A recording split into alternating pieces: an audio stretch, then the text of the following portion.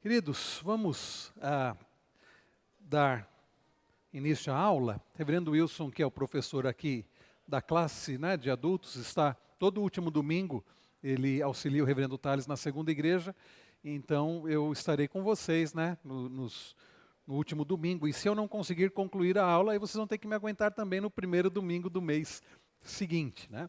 Hoje nós vamos iniciar o terceiro livro da Bíblia, Levítico. Ô, meu irmão, muito obrigado, viu? Deus abençoe. Hoje nós vamos iniciar aquele que, por vezes, tem sido considerado culpado pela desistência ou pela desistência daqueles que começam o projeto de leitura da Bíblia anual. E a pessoa começa lá em Gênesis, né? E Gênesis, quantas histórias, né, que chamam tanto a atenção. E a pessoa vai Gênesis, vai bem, entra Êxodo, histórias maravilhosas, libertação do Egito, e a peregrinação no deserto, e Deus alimentando, cuidando do povo. Aí chega Levítico.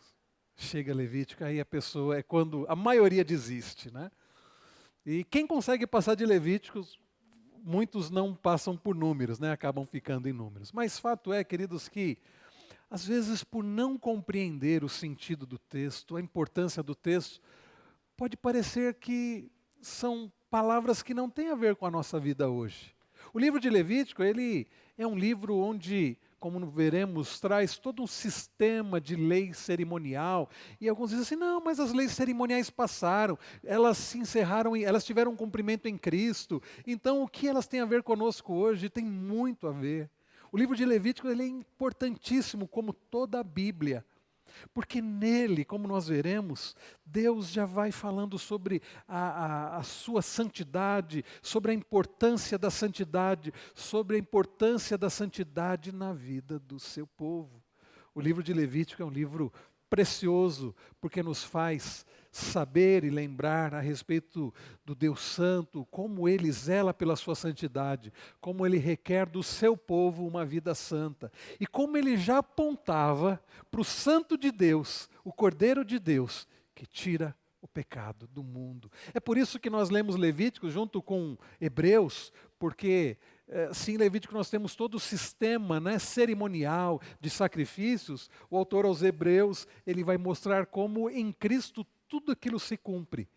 Mas não se enganem, este é um livro muito importante para nós, e é por isso que toda a Bíblia, ela é a palavra de Deus, ela é viva e ela permanece para sempre, como nós acabamos de ler lá em 1 Pedro. Ok, Levítico.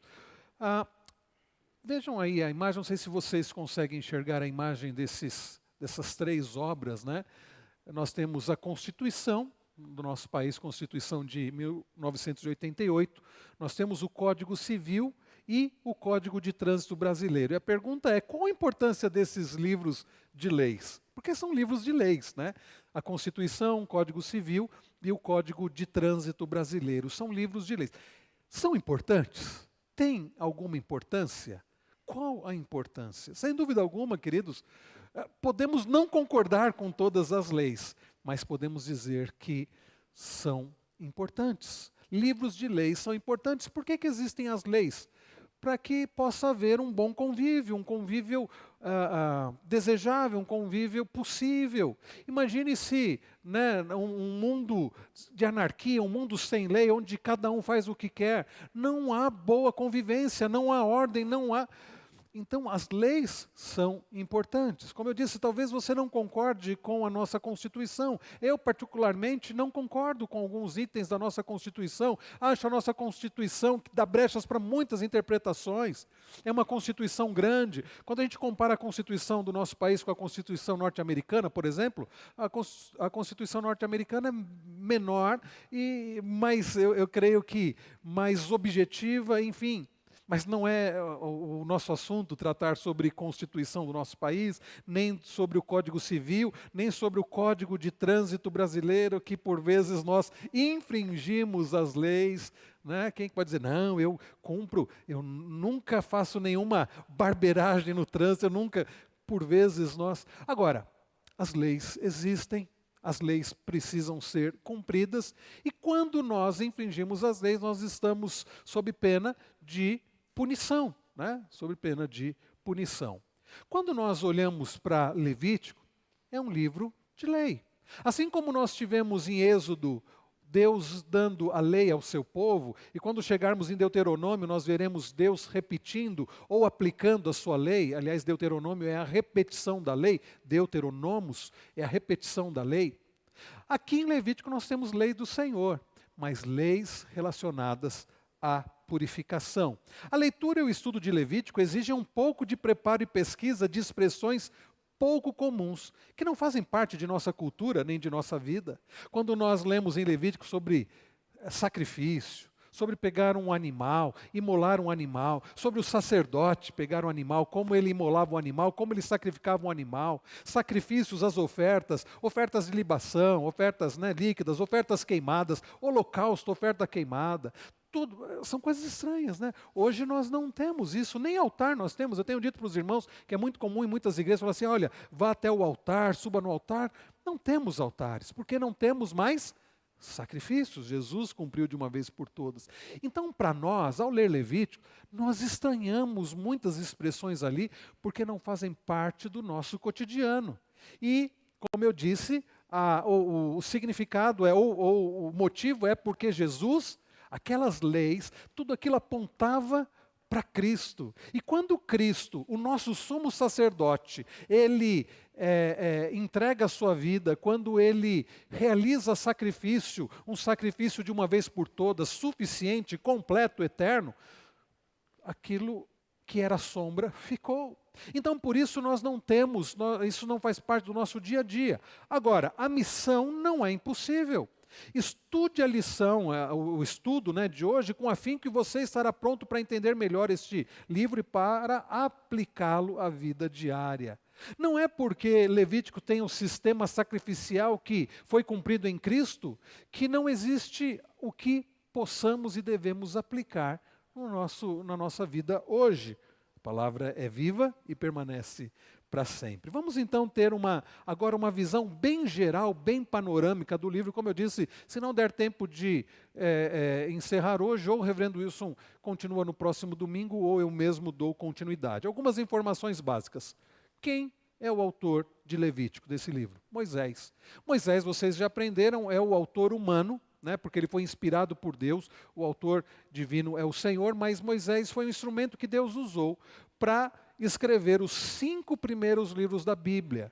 5, daí Pentateuco. Moisés escreveu Gênesis, Êxodo, Levítico, Números e Deuteronômio. Então Moisés é o autor. Este livro foi escrito aproximadamente entre 1440 a 1410 antes de Cristo. Um livro que está distante de nós aí cerca de 3.400 anos. Então, um livro que foi escrito cerca de 1440 anos antes de Cristo. Qual foi o local da escrita? O deserto.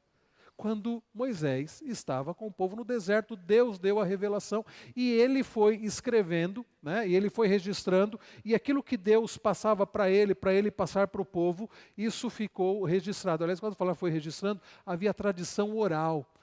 Um passava para o outro de forma oral, até que isso tenha sido escrito. E qual era o alvo? O povo de Israel. Agora, quando nós dizemos o povo de Israel, não significa que apenas os hebreus. O povo, o Israel de Deus.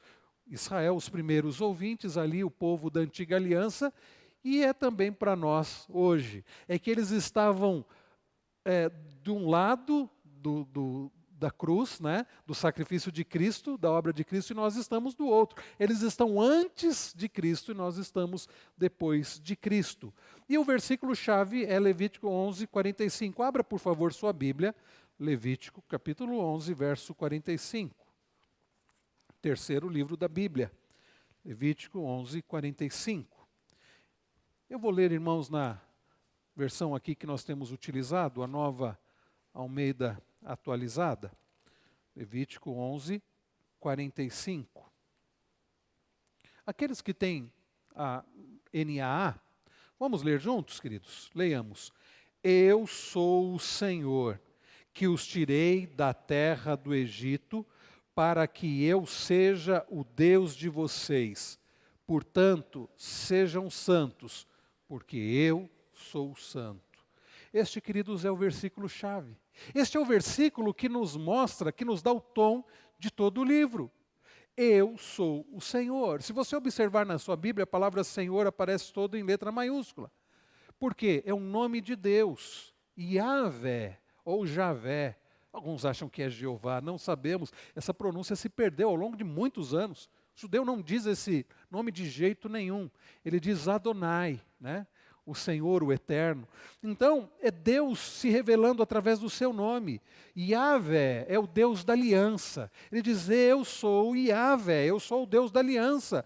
E o que eu fiz? Eu os tirei da terra do Egito. Nós vimos isso em Êxodo. Eu tirei vocês da terra do Egito para que eu seja o Deus de vocês. Queridos irmãos, Levítico tem o propósito de mostrar quem é Deus. Ele é o Deus Santo, Ele é o nosso Deus e Ele quer, né, que vivamos para Ele. Eu sou o Senhor que tirei da terra do Egito para que eu seja o Deus de vocês. Portanto, e olha aí o propósito, sejam santos, porque eu sou santo. Nós vimos isso há uns 2 domingos, não é? Pedro repetindo essas palavras lá em 1 Pedro. Sejam santos porque eu sou santo. Levítico, meus irmãos, Deus através de Levítico diz para o povo, lembra ao povo, que Ele era o Deus do povo, o Deus santo, que chamou para si um povo, para que fosse um povo santo.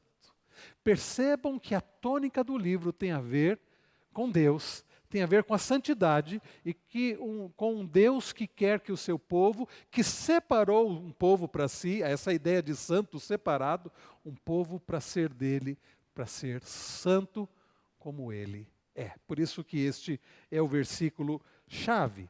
Qual é a palavra-chave então? Santidade, ou kadosh. Kadosh, santidade. Esta é a palavra-chave. Trazendo um esboço, e esse esboço aqui eu estou usando da revista da Cristã Evangélica, é um esboço bem geral mesmo, né? Nós poderíamos oferecer para os irmãos um esboço mais detalhado, mas de forma geral nós temos 2 divisões, né? De forma bem geralzona. Nós temos Levítico de 1 a 10, né? Que vai tratar de sacrifícios e sacerdotes, né? Vai falar do caminho de Deus e como se aproximar do Deus Santo, ou seja, a ideia de salvação, e os capítulos 11 a 27. A segunda parte fala sobre a lei, né? Lei sobre a vida, a caminhada com Deus e como viver com um Deus santo, santificação. Então percebam que Levítico está dividido dessa forma. De um lado, fala sobre sacrifício. Do outro lado, a segunda parte fala sobre a lei. Na primeira parte fala sobre sacrifícios e sacerdotes. Na segunda parte fala sobre leis sobre a vida. Na primeira parte fala sobre o caminho de Deus. Na segunda parte fala sobre caminhada com Deus. Deus, através de Moisés, vai mostrando, vai revelando quem Ele é, sobre o caminho dele, e depois vai falar sobre quem é o povo, quem deve ser o povo, e sobre a caminhada desse povo com Deus. Na primeira parte, fala sobre como se aproximar do Deus Santo. Na segunda parte do livro, nós temos como viver com um Deus Santo. Na primeira parte, fala sobre salvação. Na segunda parte, sobre santificação. E assim é, meus irmãos. Deus nos chama, Deus nos salva, e nos salva para Ele. E agora devemos ser santos. Foi o que nós acabamos de ver em 1 Pedro. Deus nos amou e agora devemos amar uns aos outros. Nós fomos purificados e temos sido purificados pela palavra, que é viva e permanece para sempre, para podermos viver em amor. Então, salvação, santificação. Nós vemos, queridos, que a palavra do Senhor, ela vai se aplicando. Então, não é um livro que está distante de nós, cerca de 3.400 anos, que não tem a ver conosco. É um livro que tem tudo a ver com a nossa vida, porque aqui nós já temos o Evangelho, nós temos o Evangelho da graça também.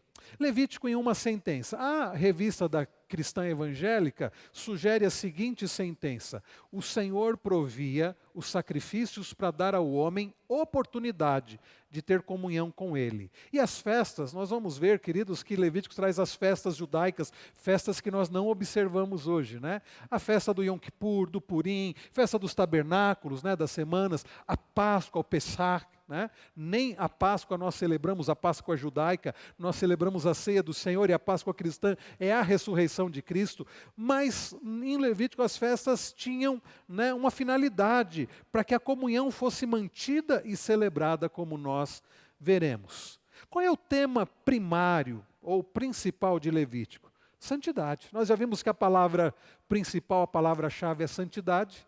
E o tema também, santidade é o tema primário do livro de Levítico. Deus exige santidade nas cerimônias e no estilo de vida dos israelitas. E como nós vimos há cerca de 2 semanas atrás, olhando para 1 Pedro, capítulo 1, Deus continua exigindo santidade do seu povo. Deus continua exigindo santidade do seu povo. Foi o que nós vimos olhando para os versos 13 a 16 de 1 Pedro. Portanto, vós sereis santos, porque eu sou santo. Palavras que Pedro repete, né? Cerca de 1400 anos depois de Levítico. Palavras que continuam para nós, cerca de 3400 anos depois de Levíticos. Qual é o tema, a mensagem principal do livro? Eu até destaquei aí, olha a mensagem principal do livro. A presença santa do Senhor entre seu povo traz exigências. Deus é santo. E Ele não se relaciona de qualquer jeito conosco. Sendo Ele um Deus santo, a presença do Senhor entre seu povo vai requerer purificação regular. E isto, na antiga aliança, era feita de que forma? Através de sacrifícios apropriados que apontavam para o Cordeiro de Deus, que iria realizar um sacrifício cabal e completo, e separação nacional de toda sorte de impureza. Queridos irmãos, esta é a mensagem principal de Levítico. Existe um Deus que é santo, que forma para si um povo, e para que esse povo se relacione com um Deus santo, esse povo precisa ser santificado. E esta santificação ocorre através de sacrifícios que apontavam para o sacrifício do Cordeiro de Deus, que eram apenas sombras na antiga aliança e que se cumprem na pessoa bendita de Cristo, o Messias ungido, né? Aquele que é o sumo sacerdote e a própria oferta. E, olha só, separação nacional de toda sorte de impureza. Separação. Deus é santo e separa para si um povo. Bem, aquela separação era separação nacional, porque o povo hebreu era o povo de Deus. Quem, queridos, é o Israel de Deus hoje? Quem é o Israel de Deus hoje, irmãos? A Igreja de Jesus Cristo, nós.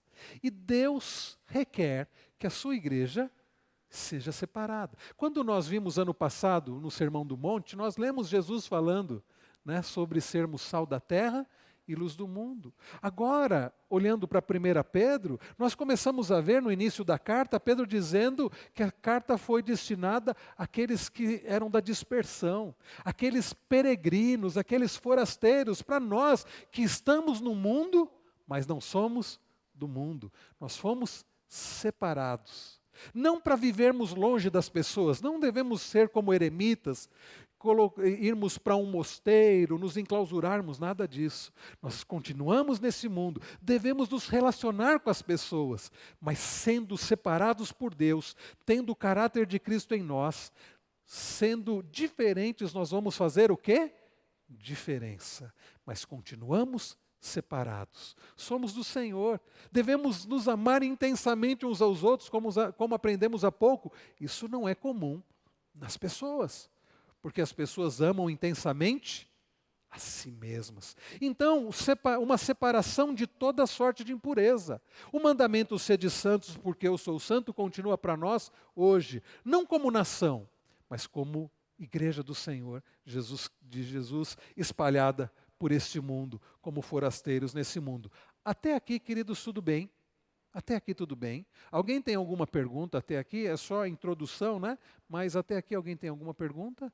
Os irmãos fiquem à vontade. O microfone está com o nosso irmão Ademir. Por favor, Ademir, nosso irmão Julian tem uma pergunta. Ou algo a acrescentar, não sei. Fique à vontade, Julian. Pastor, é mais uma dúvida que lógico que lendo a Bíblia eu já parto do pressuposto que Deus pedir o sacrifício. Mas existe algum critério para Deus pedir sacrifício de animal? Ou já era um costume e Deus só pegou esse costume e colocou em prática ali com o seu povo? Ou Deus que estabeleceu, tipo, para fazer sentido a toda aliança, ele fala, não, eu quero que o sacrifício do animal. Eu não consigo compreender isso. Nós não podemos dizer que outros povos, povos pagãos, povos que adoravam falsos deuses, né, falsas divindades, não realizavam sacrifícios. Realizavam sacrifícios de animais. O ser humano sempre teve isso, porque Deus nos criou assim, como seres adoradores, e o ser humano sempre teve esse ímpeto, né, de receber, né, de algo superior alguma bênção. A motivação dos povos pagãos é receber das divindades bênçãos, daí realização de sacrifícios. Diferente do que Deus estabeleceu para o seu povo, sacrifícios de animais, povos pagãos realizavam sacrifícios humanos, né? Ao deus Moloque, né, eram sacrificados bebês. Eram sacrificados bebês para que as divindades, ou a divindade, né, Moloque, pudesse abençoar a fertilidade das mulheres, né? Então, muitos sacrifícios humanos eram realizados e Deus não aceitava. Deus não aceitava. Tanto é que quando ele manda Abraão, né, tomar o filho, o único filho a quem ele amava, Isaque, e oferecer em holocausto, certamente aquilo foi algo muito estranho, porque Deus não se agradava, Deus não permitia sacrifícios humanos. Mas quando ele pede para Abraão tomar o filho e sacrificar, Deus já sabia que não iria permitir aquilo. Era, né, para um teste para Abraão, e Deus também já sabia o que iria acontecer. Então, Juliana, Deus ele havia estabelecido o sacrifício de animais porque Deus não permite sacrifícios humanos. Ele foi quem sacrificou o seu próprio filho, né?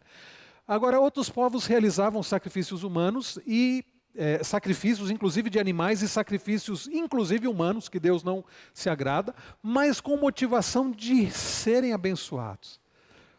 Com Deus há uma diferença. Ele abençoa o seu povo, ele liberta o seu povo, e agora ele diz, se relacionem comigo. Mas a base, qual é a base? Não é para que o povo fosse abençoado, mas que o povo já havia sido abençoado, o povo já havia sido liberto, o povo já havia sido separado por Deus. Era para um relacionamento. Queridos, os sacrifícios eram para relacionamento. Como um pecador poderia se relacionar com Deus Santo? Era necessário sacrifício. Era necessário o sacrifício de animais que apontavam, porque o sacrifício do animal não tinha, o sangue dos animais não tinha poder em si de purificar pecados, mas apontava para o sangue de Cristo Jesus, que tem poder para nos purificar de todo pecado. Então, como as pessoas eram salvas no Antigo Testamento? Não era porque o sangue do animal havia sido aspergido e purificado o pecado delas.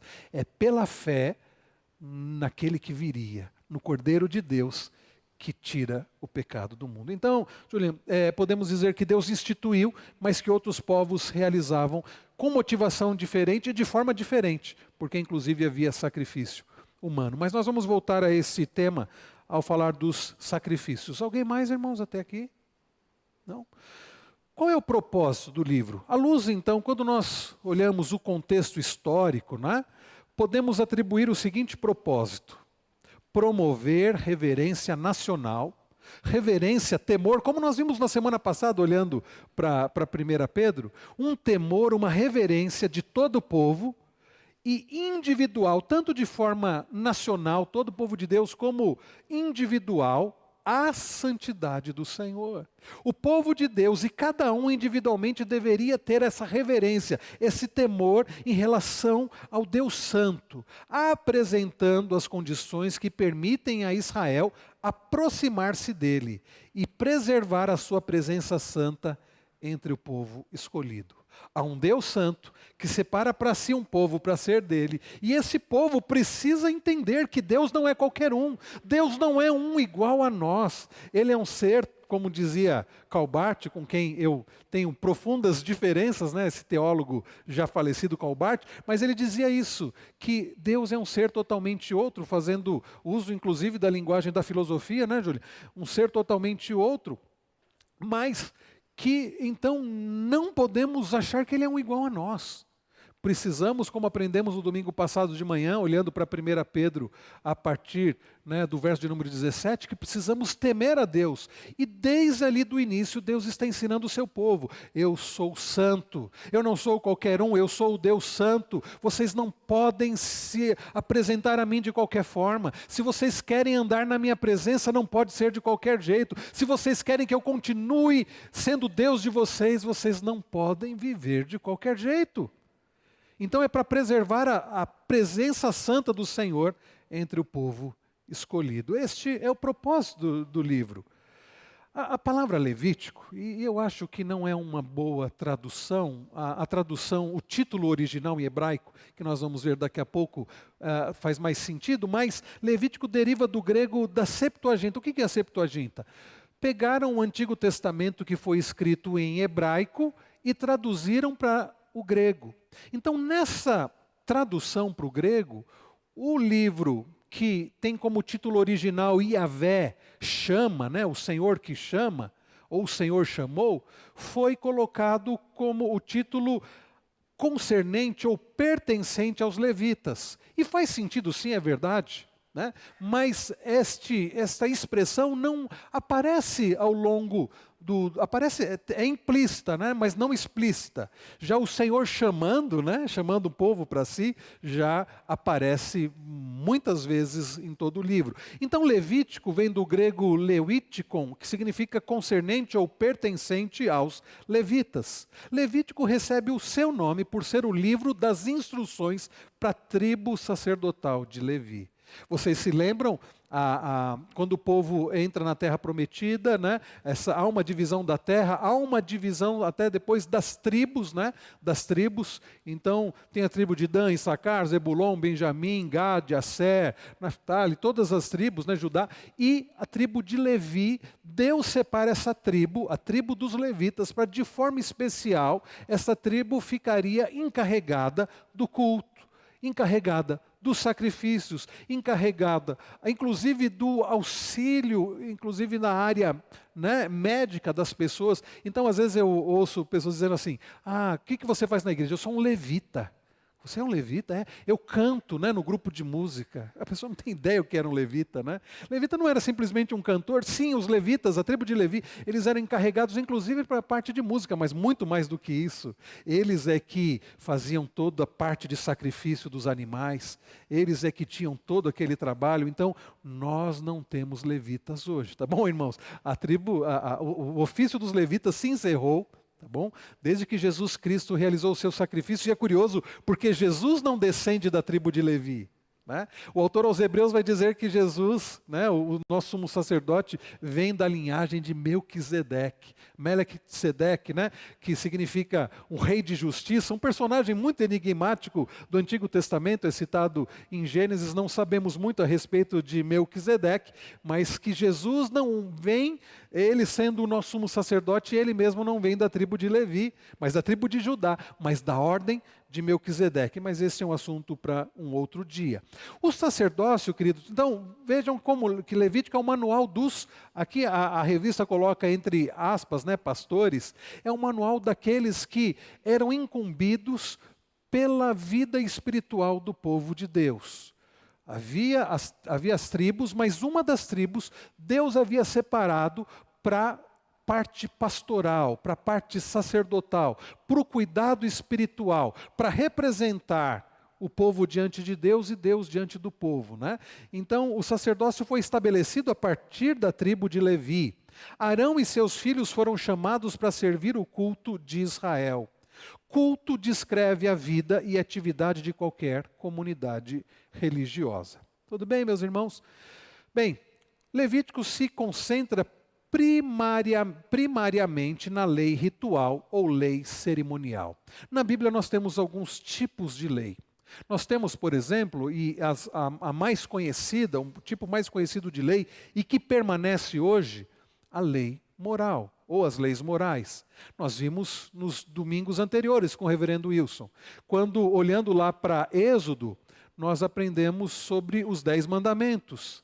Quando Deus dá o seu decálogo, as tábuas da lei para o povo, ali as leis: não terás outros deuses diante de mim, não farás para ti imagens de escultura, não é para adorar imagens de escultura, servir imagens de escultura, a lei sobre santificar um dia para o Senhor, sobre não tomar o nome do Senhor em vão, as leis relacionadas ao nosso próximo, né? De não furtar, de não adulterar, de não dizer falso testemunho, né? De não matar. Todas essas leis, né, são as leis morais, continuam em vigor hoje. Continuam em vigor hoje. E servem, inclusive, como base nas leis de muitas nações. Tomam o decálogo como base para suas leis civis, ok? Então, essas são as leis morais, as leis morais. Existem também na Bíblia as chamadas leis civis. Leis que Deus deu ao seu povo como nação. Leis relacionadas a crimes. Se fez isso, a punição é essa. Se aconteceu isso, são leis civis. As leis morais continuam hoje. As leis civis nós temos do nosso país, é da nossa nação, tá bom? Então, aquelas leis eram para Israel como povo de Deus, como nação, tá? Elas não servem para a igreja hoje, porque tinha a ver com nação, e era teocracia. Tá? Hoje nós somos cidadãos de uma nação, do Brasil, então nós estamos sujeitos às leis da nossa nação, que devemos obedecer desde que essas leis não estejam contrárias a esta lei. Porque no dia em que tiver uma lei que me obrigue a pecar contra Deus, aí eu devo então desobedecer à lei civil, se ela me obrigar a pecar contra Deus. Eu posso sofrer alguma punição? É possível que sim. Aliás, muitos cristãos em países cujas leis civis são contrárias à palavra de Deus, acabam sendo presos, torturados, alguns até mortos, por não se submeterem às leis civis que são contrárias à palavra, ou por viverem esta palavra, a lei do Senhor, que é contrária muitas vezes às leis destas nações. Ok? Mas então, aí nós temos um outro grupo de leis. Leis morais, que continuam hoje. Leis civis, que tinham a ver com Israel como nação. E as leis cerimoniais. Aqui, meus irmãos, é que nós temos em Levítico a lei cerimonial. As leis cerimoniais que tinham a ver como o povo deveria se purificar para se apresentar diante do Deus Santo. Todas as leis que apontavam para Cristo e que tiveram o seu cumprimento no sacrifício de Cristo na cruz do Calvário.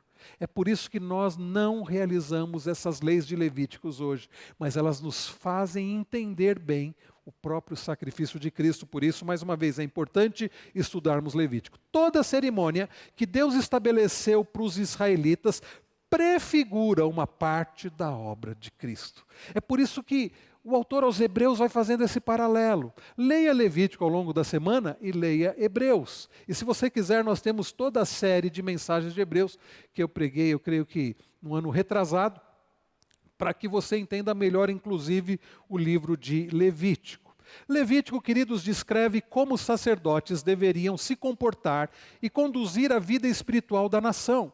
Levítico começa descrevendo os sacrifícios e depois trata sobre os sacerdotes. É por acaso? Não é por acaso, irmãos. Não é por acaso que primeiro descreve os sacrifícios e depois descreve os sacerdotes. Não é por acaso que descreve todo o sistema sacrificial, todo o sistema cerimonial. Nós vamos entender bem isso, ok? Até aqui tudo bem, queridos? Até aqui tudo bem? Eu estou de olho aqui nos slides, estou de olho nos irmãos e de olho no relógio também. Temos mais alguns minutos. Ok, quais são os destaques de Levítico? Podemos destacar algumas coisas.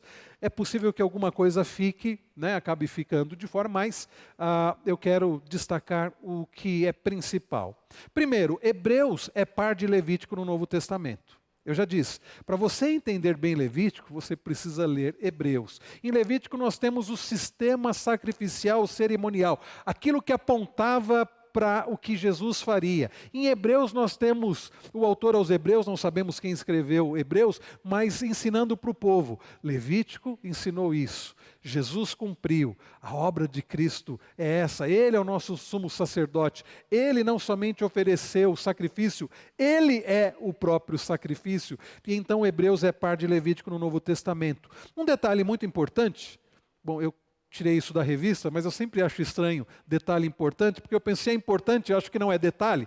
Mas enfim, um detalhe muito importante a respeito de Levítico é o seu par no Novo Testamento, Hebreus. A carta aos Hebreus informa os crentes como a obra de Cristo supera todos os rituais do Antigo Testamento, tanto para a salvação quanto para a santificação.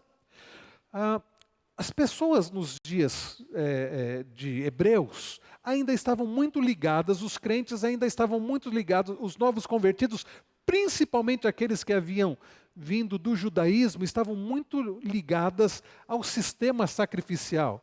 E dá para entender. Imagina a pessoa desde a sua infância, circuncidada ao 8º dia de vida, e cresceu no ambiente judaico, cresceu aprendendo, a Torá, os 5 primeiros livros da Bíblia, cresceu sendo ensinado pelos seus pais, cresceu sendo ensinado, pelos líderes judaicos a respeito das leis de Deus, e cresceu, aprendeu Gênesis, aprendeu Êxodo, aprendeu Levítico, aprendeu Número, aprendeu Deuteronômio. A pessoa cresceu participando das festas judaicas, cresceu ouvindo: você precisa cumprir a lei de Moisés, cresceu aprendendo sobre os sacrifícios, sobre os sacerdotes. Aí ela é alcançada pela graça, pelo Evangelho, que diz que Jesus Cristo cumpriu toda a lei. Imagina na cabeça de uma pessoa dessa. E eu tenho visto algum paralelo com pessoas que têm vindo de algumas igrejas, algumas denominações, bem legalistas, que as pessoas ficam até... Então, tudo é pela graça. Então agora eu devo obedecer não para que Deus me aceite, não para que eu seja perdoado, mas porque eu já fui aceito, porque eu já fui perdoado, porque eu sou amado, sim. É isso mesmo. Algumas pessoas, irmãos, estão encantadas com o Evangelho, porque cresceram numa denominação que ouviram: você precisa fazer isso para ser salvo, você precisa fazer isso para conseguir continuar sendo salvo, e se você fizer isso, você perde a salvação, e você precisa se sacrificar, E quando a pessoa tem contato com o Evangelho da graça, que diz que Jesus já fez tudo, e agora devemos sim viver em santidade, mas por amor e gratidão, a pessoa fica encantada. Agora imagine um judeu convertido, com tudo aquilo na cabeça. O que o autor aos Hebreus, que era um pastor muito zeloso, estava fazendo, ali era mostrando: vocês não precisam mais realizar aqueles sacrifícios. A lei de Moisés, ela nunca foi suficiente para a salvação, apenas apontava. Então não há necessidade de circuncisão, Cristo é superior a Moisés. Nós vemos isso em Hebreus, no início da carta aos Hebreus. Cristo é superior a Moisés, Cristo é superior aos sacerdotes. Os sacerdotes eram humanos, os sacerdotes eram falíveis, os sacerdotes eram pecadores, os sacerdotes eram mortais. Cristo Jesus, sendo homem, para representar a raça humana, também é Deus. Cristo Jesus é santo. Os sacerdotes, eles tinham que oferecer oferta pelo povo, pelos pecadores, e por eles mesmos, porque o próprio sacerdote era o quê? Pecador. Jesus Cristo ofereceu oferta por nós, porque Jesus Cristo é o santo de Deus, nunca pecou. Os sacerdotes tinham um período, eles viviam, executavam o seu ofício e morriam, e vinha outro sacerdote. Cristo Jesus é o nosso sumo sacerdote, que vive para sempre, e que nos representará diante do Pai para todo sempre. É por isso que ele continuará sendo homem também. Então, queridos, o que nós vemos, alguns contrastes, eu estou adiantando alguma coisa aqui. Quando nós olhamos para Levítico, nós temos o sacerdote araônico. Abra aí a sua Bíblia, Levítico 8. Levítico 8.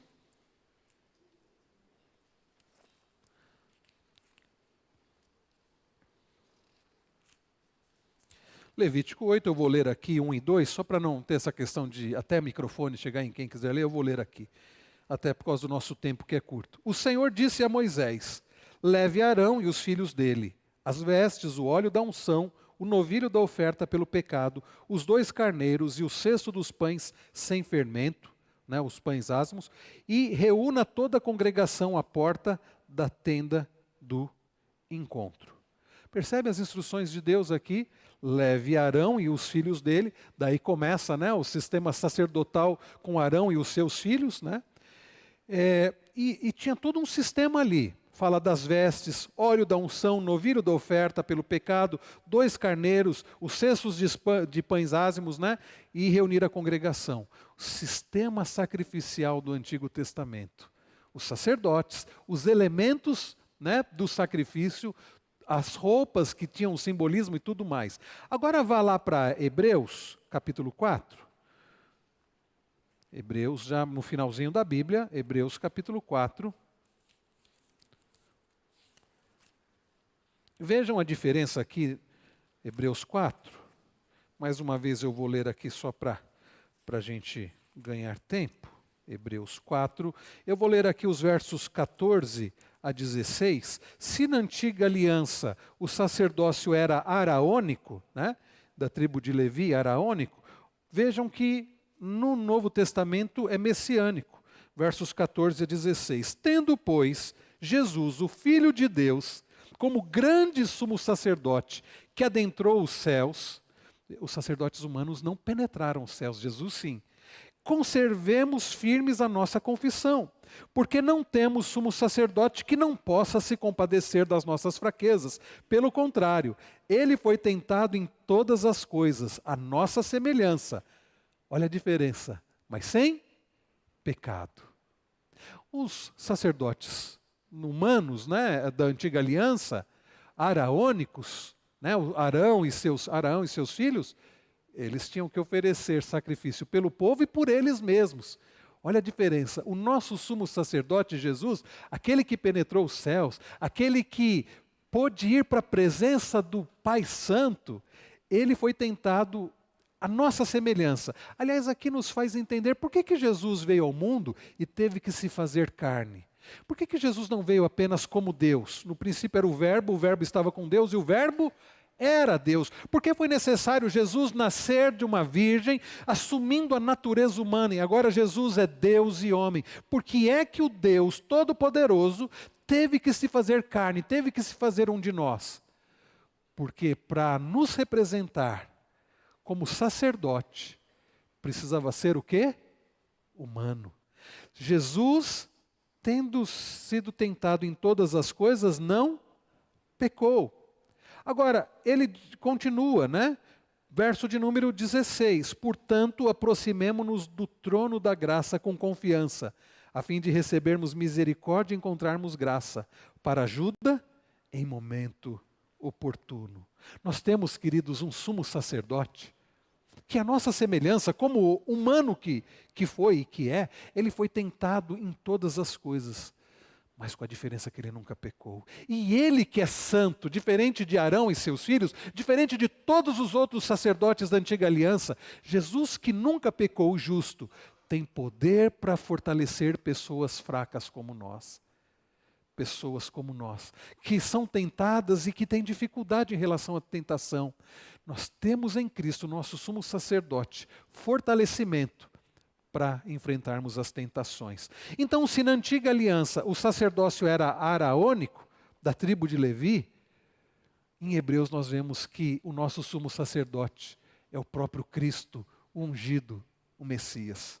Se na antiga aliança o sumo sacerdócio era imperfeito, vamos voltar lá, Levítico 9. Nós vamos ficar indo e voltando aqui, meus irmãos. Então, se você já quiser deixar marcado aí Hebreus, para você achar mais fácil, daqui a pouco a gente volta para Hebreus.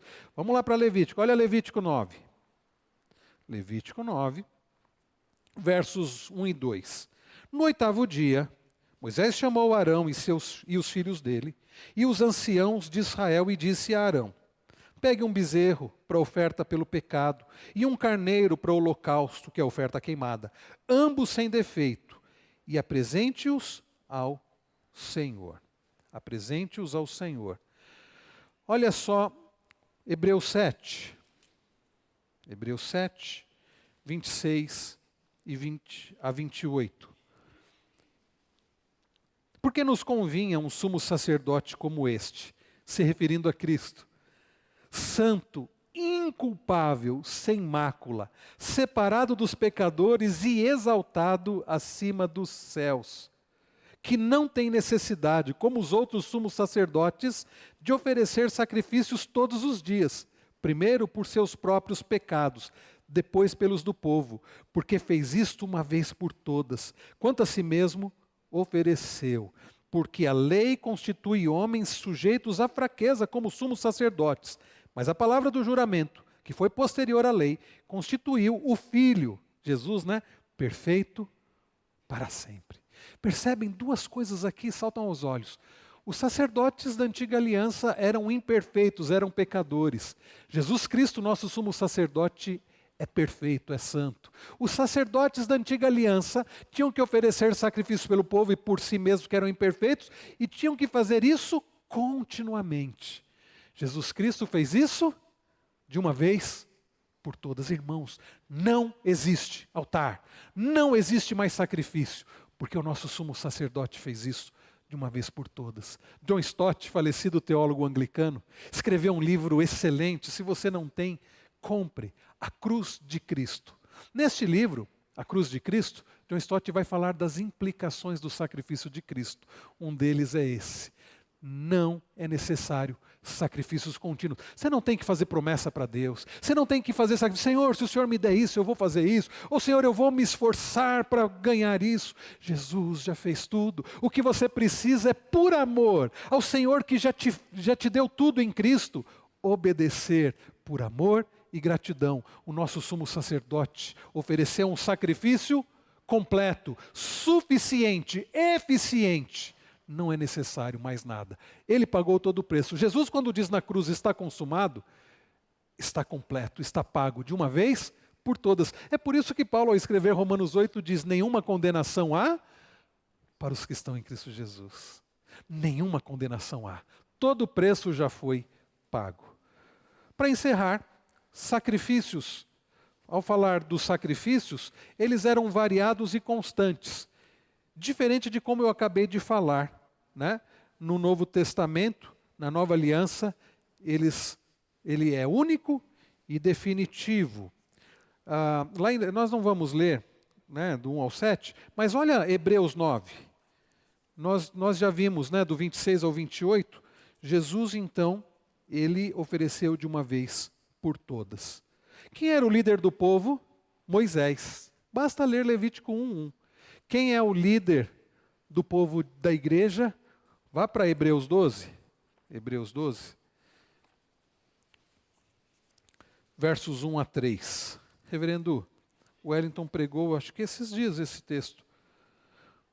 Portanto, também nós, visto que temos a rodear-nos tão grande nuvem de testemunhas, livremo-nos de todo o peso e do pecado que tão firmemente nos apega a nós e corramos com perseverança a carreira que nos está proposta, olhando firmemente para o autor e consumador da fé, Jesus, o qual, em troca da alegria que lhe estava proposta, suportou a cruz, sem se importar com a vergonha, e agora está sentado à direita do trono de Deus. Portanto, pensem naquele que suportou tamanha oposição dos pecadores contra si mesmo, para que vocês não se cansem nem desanimem. Olhem para o autor e consumador da fé, Jesus. Ele é o nosso Senhor, Ele é o nosso sumo sacerdote, Ele é o nosso líder, Ele é o Rei dos Reis. Queridos, nosso horário está